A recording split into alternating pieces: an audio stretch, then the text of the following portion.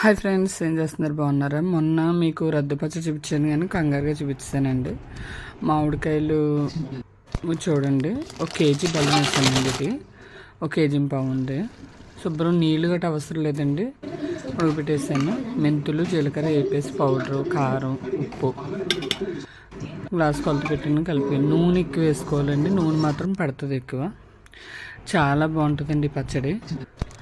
ఒకసారి ఎలా ట్రై చేస్తారంటే పెరుగన్నంలో కానీ చపాతీకి కానీ చాలా బాగుంటుందండి.